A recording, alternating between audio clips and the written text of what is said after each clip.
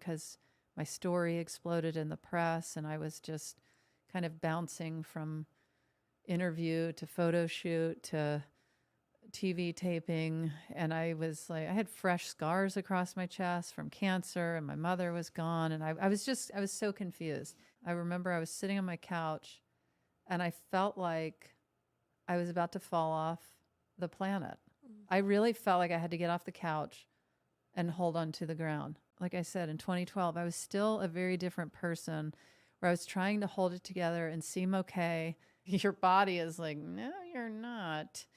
I see myself still coming through it.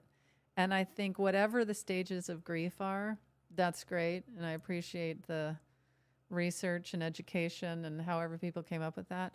But I am 13 years after losing my mother and losing my health and all of that.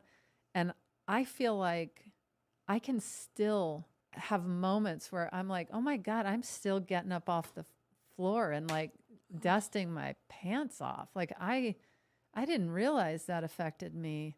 And yeah, use whatever the stages of grief are to kind of expect and navigate certain elements of it. But it's going to keep happening in waves. And that goes back to keep yourself open to that's coming. You don't wrap it up and move on, you know? All the different experiences in life are going to trigger different parts of you that have and haven't dealt with the grief. I was never somebody that was like doing my career for accolades from my parents. Like I just didn't have that relationship where I'm like, did you see me do it?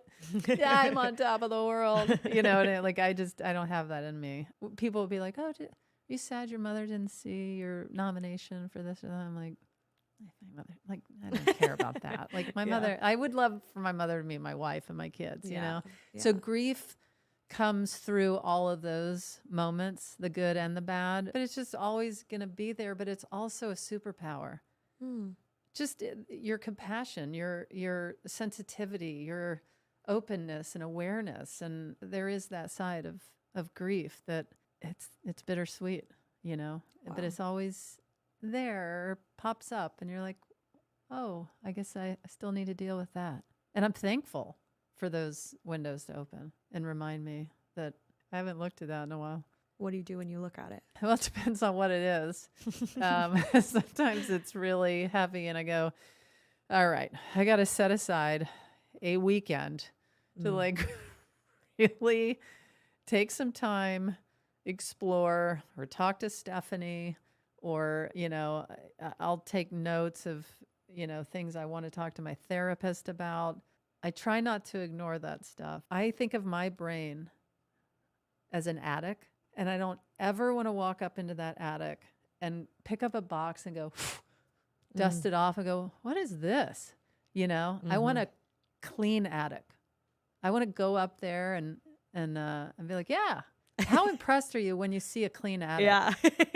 You know, I don't have it fully, but I feel like I'm pretty good. When Andrea died, I was in another area of Colorado with my wife and kids, and that was great, but I wanted to be back where everybody was and where that experience was going on. And I called Stephanie from my hike one day and I was like, this is going to sound insane, but